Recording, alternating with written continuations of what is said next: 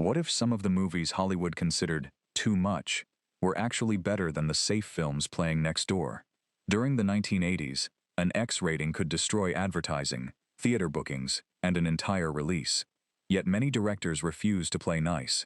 Some cut their movies, others released them unrated, and a few fought the system completely. Before we enter the films Hollywood desperately wanted toned down, hit like, share this video, and subscribe to the channel. Number 24. Tenement, 1985. Sometimes a movie becomes uncomfortable because it feels less like entertainment and more like somebody left a camera running in a dangerous building. Tenement follows residents of a decaying South Bronx apartment block after a violent street gang begins terrorizing the people living there. Instead of giving audiences glamorous heroes, director Roberta Findlay creates ordinary residents who slowly realize that nobody is coming to rescue them. Their building becomes a battlefield, and the tension comes from watching frightened neighbors finally decide that surviving requires fighting together. What made the film notorious was the harshness of its confrontations.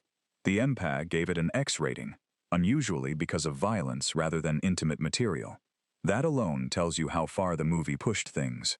Its memorable sequences involve hallways, staircases, and cramped rooms turning into traps. Yet beneath the exploitation surface is a grim story about neglected communities protecting themselves. It is rough, angry filmmaking, but that rawness is exactly why cult audiences still remember it. Number 23. Deadly Friend, 1986. Before Wes Craven's movie reached theaters, it went through a strange transformation. The story begins almost like tragic science fiction, following teenage inventor Paul Conway and Samantha, the troubled girl living next door. After Samantha suffers a terrible accident, Paul makes an impossible decision. Using technology taken from his experimental robot, he attempts to bring her back. What returns looks familiar, but Samantha is no longer entirely the person he remembers. Studio pressure pushed Craven towards stronger horror material, producing several scenes that became famous for their exaggerated effects. One particular confrontation involving a basketball became the moment nearly everyone remembered. Those additions created a ratings nightmare. The original submission received an X, and the movie reportedly went through repeated edits before finally getting an R. Underneath those battles, however, there is still a surprisingly sad idea: a teenager trying to defeat death with technology, and discovering that love cannot simply be programmed back into existence. It is flawed, strange, but fascinatingly ambitious. If you're enjoying these forgotten stories behind famous films, subscribe now and turn on notifications so you don't miss our next countdown. And share this video with that one movie fan who thinks the 1980s were somehow a safe decade for cinema. Number 22. Maximum Overdrive, 1986. Imagine waking up one morning and discovering that every machine around you suddenly hates humanity. That ridiculous yet irresistible idea became Stephen King's only feature film as director. A mysterious cosmic event causes trucks, electrical devices, arcade machines, and other technology to turn against people. Most of the action centers around survivors trapped inside a roadside truck stop, while enormous vehicles circle the building like mechanical predators. The movie is famous for its Green Goblin truck, a gigantic machine with a sinister face attached to its front. Whenever it rolls into view, the film stops feeling like ordinary science fiction and starts becoming a bizarre live-action nightmare. King later acknowledged that stronger material had been removed, with the released version toned down to avoid ratings trouble. Critics attacked the movie in 1986, and even King has been hard on it. But taken as loud, ridiculous drive-in entertainment, it has tremendous personality. AC/DC dominates the soundtrack, machines attack without explanation, and logic is almost irrelevant. Somehow, that chaos has made the movie more entertaining with age. Number 21. My Bloody Valentine, 1981. Long before holiday-themed horror became routine, this Canadian production turned Valentine's Day into something audiences would never associate with romance again. The story unfolds in the mining town of Valentine Bluffs, where residents decide to revive a Valentine's dance that disappeared after an old tragedy. Unfortunately, warnings begin arriving that suggest somebody wants the celebration permanently canceled.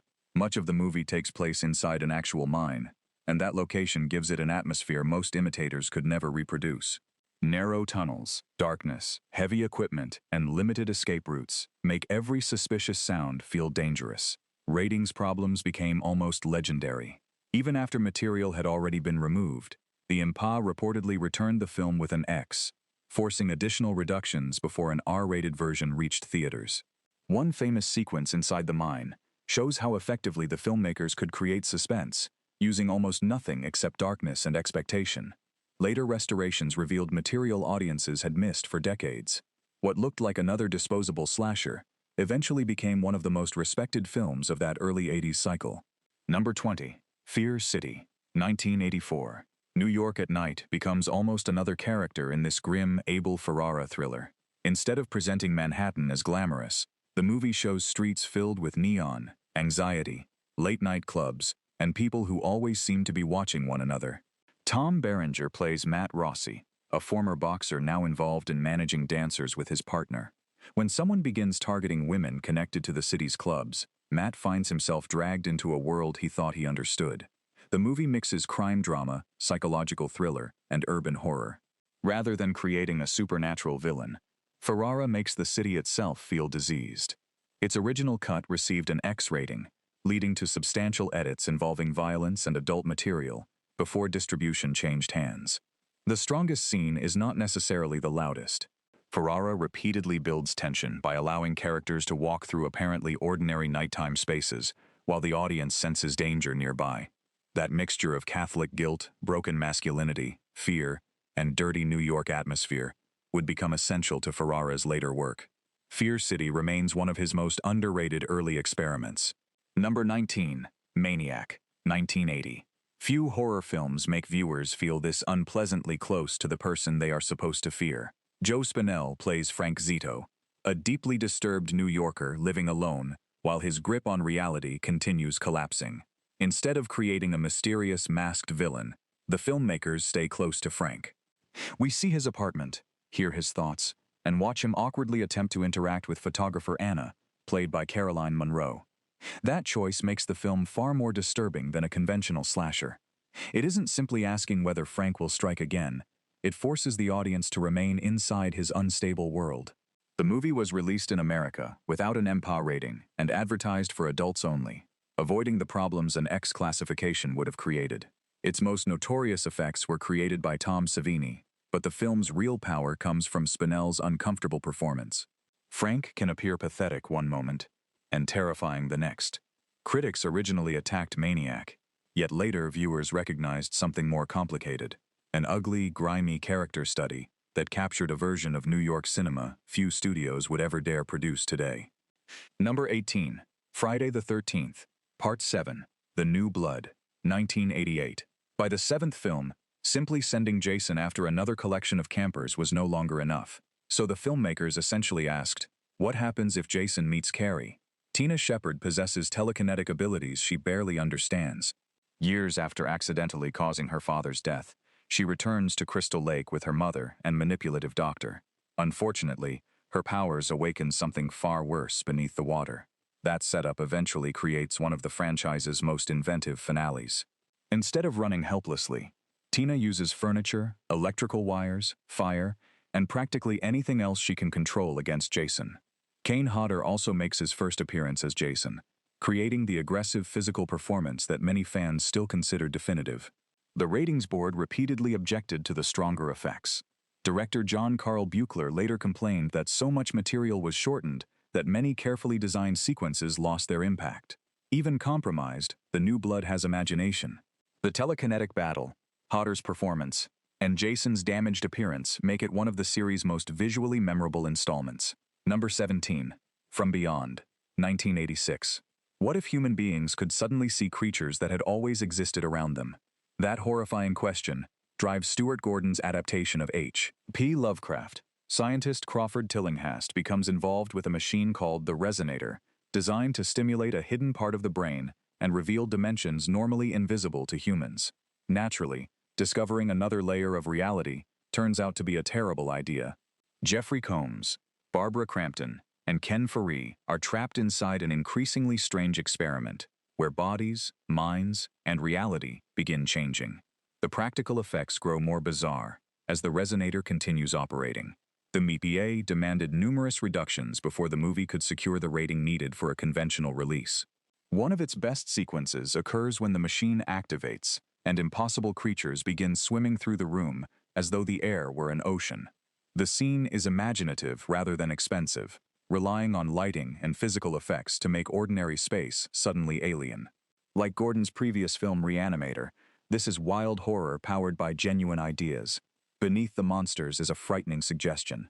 Perhaps human senses protect us by preventing us from seeing too much. Number 16. The Toxic Avenger, 1984.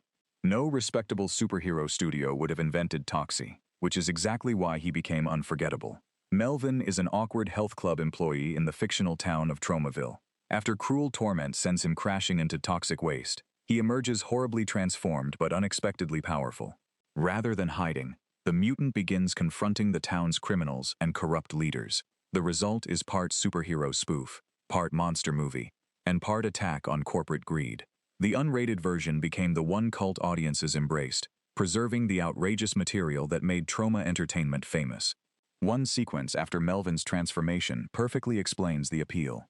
The filmmakers staged superhero justice with the exaggerated energy of a comic book drawn by someone who clearly ignored every rule of good taste. Yet the movie has a strangely sweet center.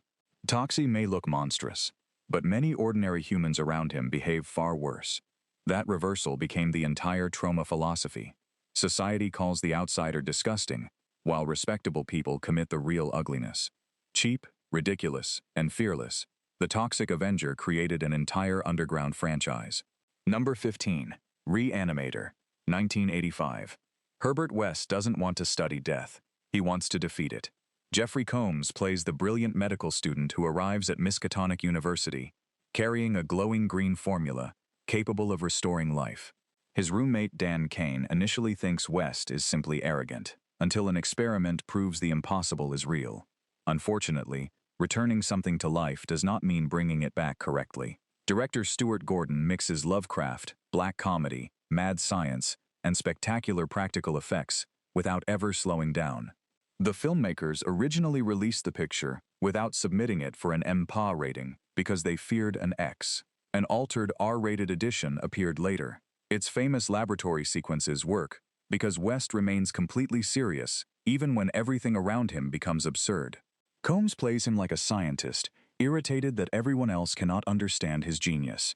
That deadpan performance turns chaos into comedy without weakening the horror. Many low-budget 80s movies have nostalgia on their side.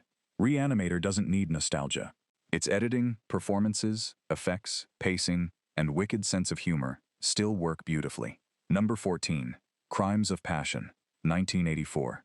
There is nothing subtle about Ken Russell, and Crimes of Passion proves why subtlety sometimes isn't nearly as interesting as complete cinematic excess. Kathleen Turner plays Joanna Crane, a successful fashion designer living an apparently controlled daytime life. At night, she adopts the identity of China Blue, entering a neon world completely separated from her professional image. When businessman Bobby Grady is hired to follow her, fascination slowly replaces simple surveillance. Meanwhile, Anthony Perkins appears as Reverend Peter Shane, a deeply troubled street preacher whose obsession with China Blue becomes increasingly dangerous. The MPA initially handed the film an X. Russell repeatedly re-edited it, while distributor New World insisted on an R, creating one of the decade's more notorious rating battles.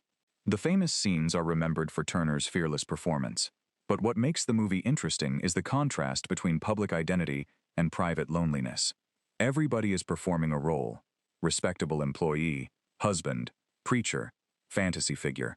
Russell films those identities with screaming colors, strange humor, and almost theatrical exaggeration. It may look outrageous on the surface, yet underneath the noise is a surprisingly sad film about people desperately attempting to connect while hiding from who they really are. Number 13. Bad Timing, 1980. Some relationships aren't love stories. They are psychological investigations, disguised as romance. Nicolas Roeg's Bad Timing begins after Milena, played by Teresa Russell, is rushed to a hospital in Vienna. Art Garfunkel plays Alex Linden, the American psychoanalyst involved with her, while Harvey Keitel's investigator begins asking questions about what happened during the hours before her collapse. From there, time fractures. Instead of showing the relationship chronologically, Roeg moves between attraction, jealousy, memory, and interrogation. The viewer slowly discovers that Alex's calm professional image hides a desperate need for control. American ratings authorities gave the picture an X.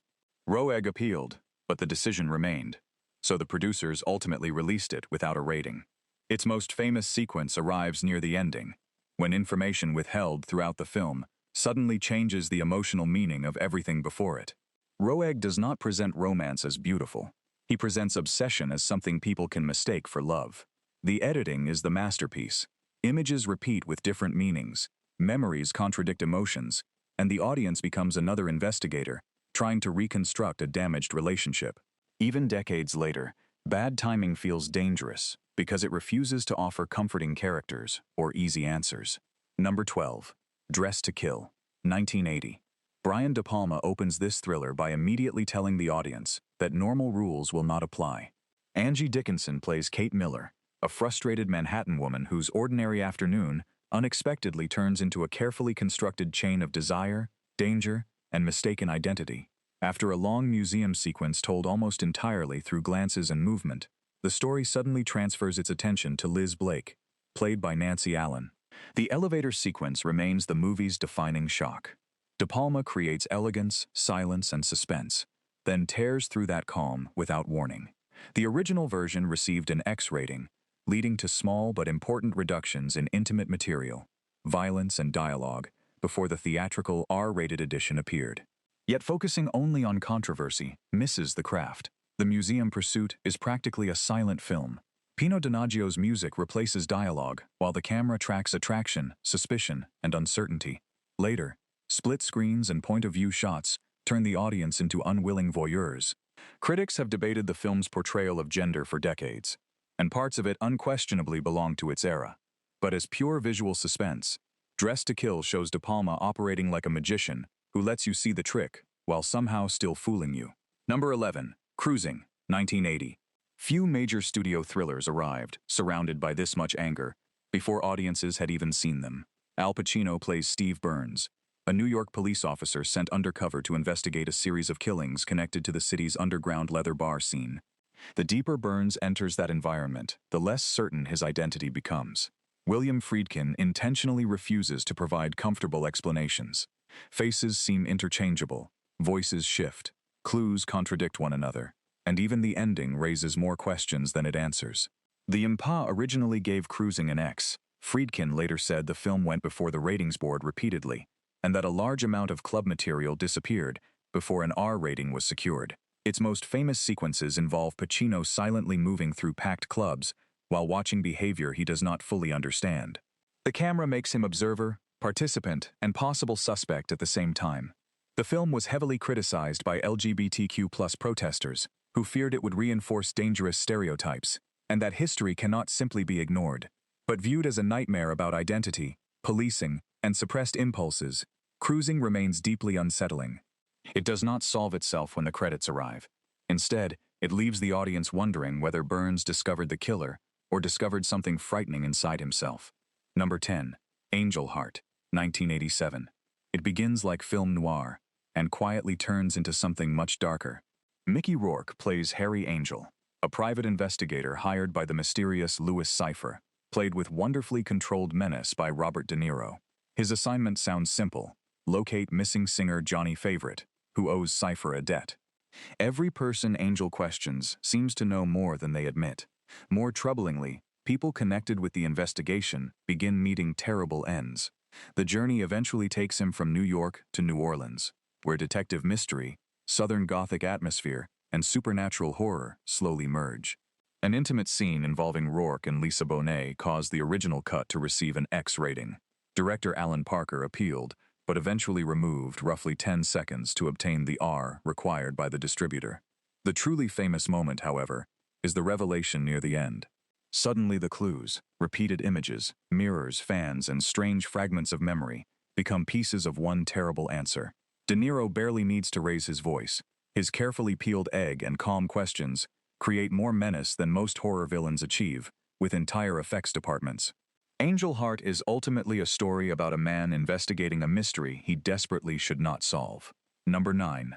Fast Times at Ridgemont High, 1982. At first glance, this may seem like the least likely X-related movie on the entire countdown. Amy Heckerling's coming-of-age comedy follows several California teenagers dealing with jobs, friendships, dating, school, and the humiliations of becoming adults. Sean Penn's permanently relaxed Jeff Spicoli became the breakout character, especially during his endless battle with teacher Mr. Hand. Yet beneath the comedy, the film treats teenage mistakes with unusual honesty. One early intimate sequence was originally conceived with more equal exposure between the male and female characters. Heckerling later revealed that ratings officials warned the approach could push the movie toward an X, leading to the material being changed. Its most famous moment may still be Phoebe Cates emerging from the swimming pool in Brad's fantasy, but the film's real strength is how quickly fantasy gives way to embarrassment and consequences. Cameron Crowe's screenplay understands that teenagers can be funny, selfish, frightened, and vulnerable within minutes of one another. Instead of becoming a disposable youth comedy, Fast Times turned into a cultural snapshot. Nicolas Cage, Forrest Whitaker, Jennifer Jason Leigh, Judge Reinhold and Penn appear before many became major stars. The movie survived because the characters feel like people rather than punchlines. Number 8. Tie Me Up. Tie Me Down, 1989. Pedro Almodovar somehow turns an alarming premise into a strange, colorful, and emotionally complicated comedy. Antonio Banderas plays Ricky, recently released from a psychiatric institution, and convinced that actress Marina Osorio is destined to love him. His solution is obviously unacceptable. He forces his way into her life and refuses to leave until she supposedly understands him. What follows intentionally walks an uncomfortable line between dark comedy, melodrama, and romantic fantasy. The EMPA gave the film an X for its American release.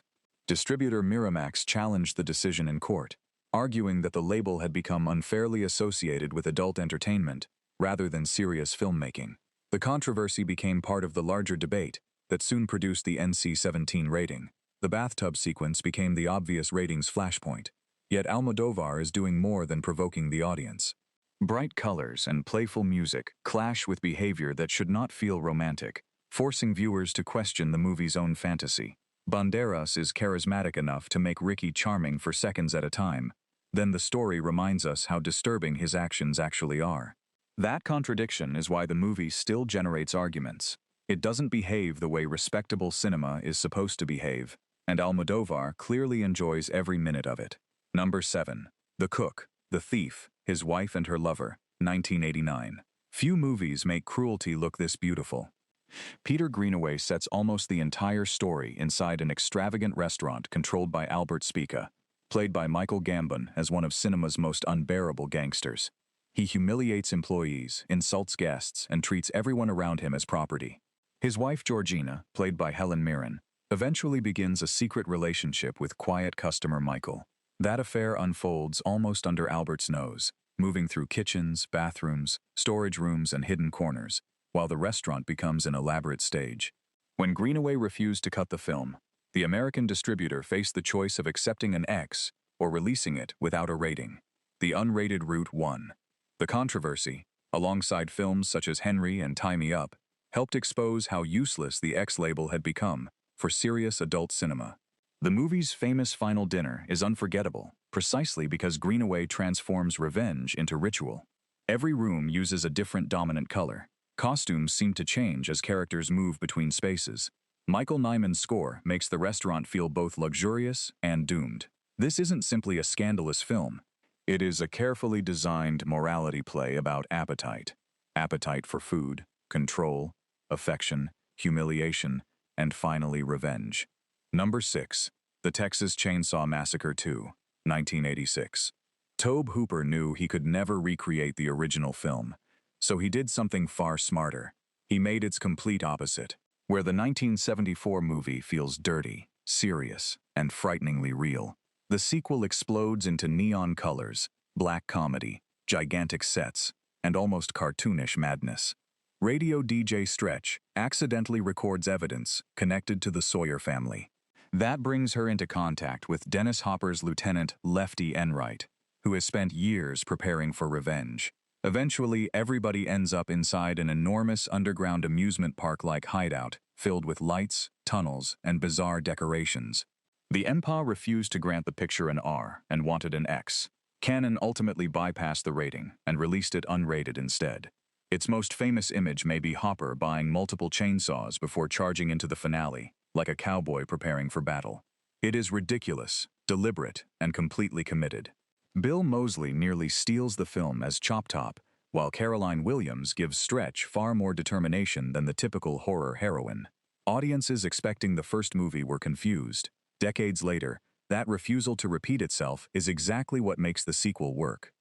Hooper turns American consumer culture, family loyalty, and 80s excess into one gigantic carnival nightmare. Number 5. Henry, Portrait of a Serial Killer, 1986. Most movie killers want the audience to remember them. Henry seems frightening because he doesn't care whether anyone remembers anything. Michael Rooker plays Henry as quiet, practical, and emotionally empty. He moves into an apartment with his former prison acquaintance Otis, played by Tom Towles, and slowly brings him into increasingly dangerous behavior. There are no elaborate costumes, supernatural powers, or clever one-liners. Director John McNaughton shoots the movie with such plainness that it sometimes feels like recovered documentary footage. The EMPA gave it an X, and the ratings board reportedly indicated that ordinary trimming would not solve the problem. The issue was essentially the film's entire disturbing tone. That decision helped prevent mainstream distribution for years. The home video sequence became infamous because Henry and Otis watch recorded footage of an earlier crime while sitting calmly on a couch. McNaughton shifts attention from the act itself to the horrifying normality of the people watching it. That is the film's central idea.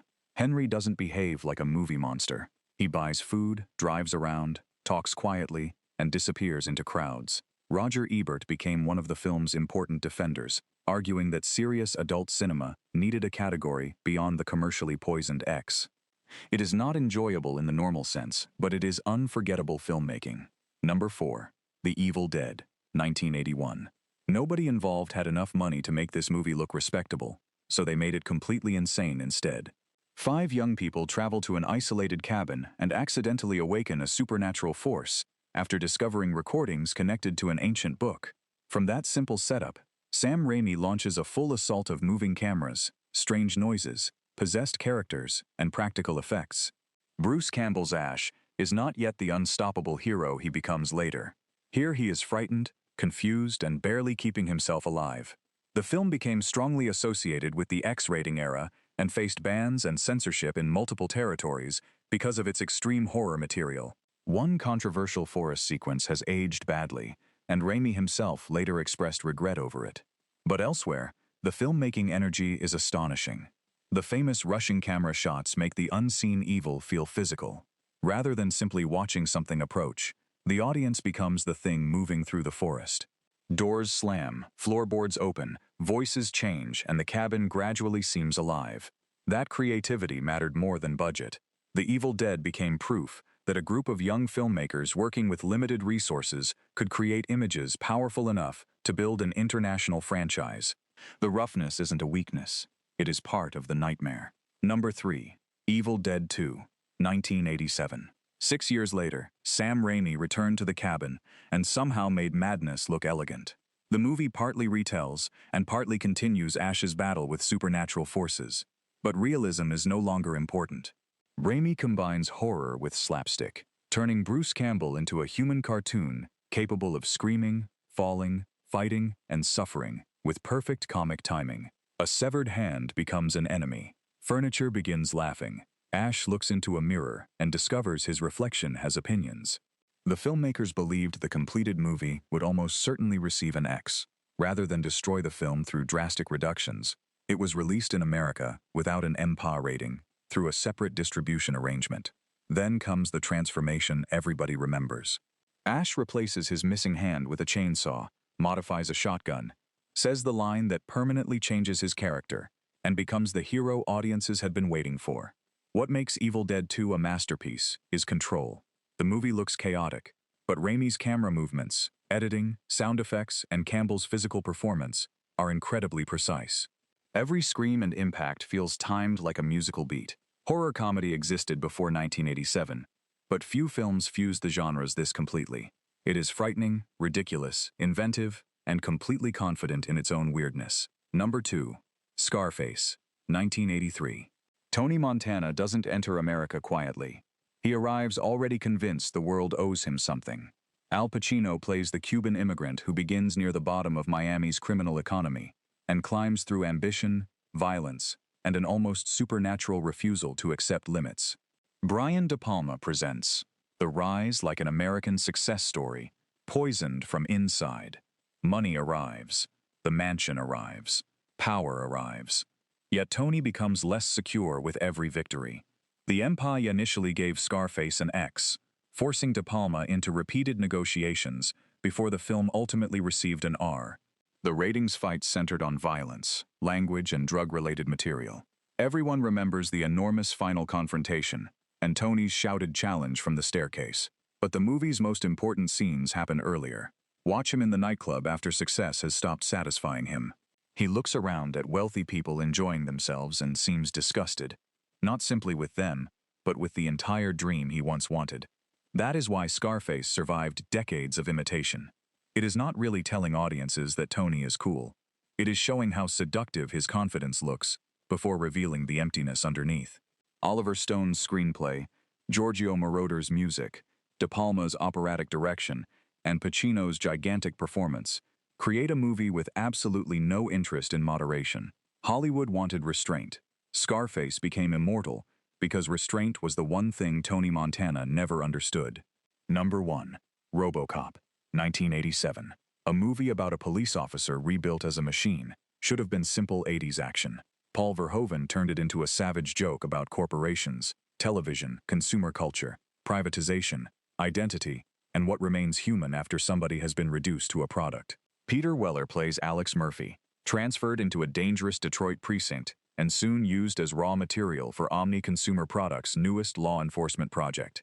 When RoboCop first walks into the police station, the movie treats him like machinery. We see metal feet, hear hydraulic movements, and watch people stare. Slowly, however, fragments of Murphy begin returning.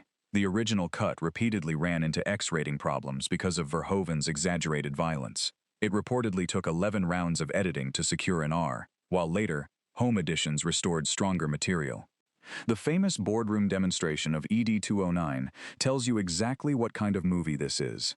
A corporate product catastrophically malfunctions, executives panic, and minutes later everyone behaves as though the real problem is public relations. That satire continues through fake commercials and cheerful news broadcasts. Yet the masterpiece is hiding beneath the comedy. Murphy eventually returns to his former house and experiences broken memories of his family. Suddenly, the unstoppable machine becomes tragic.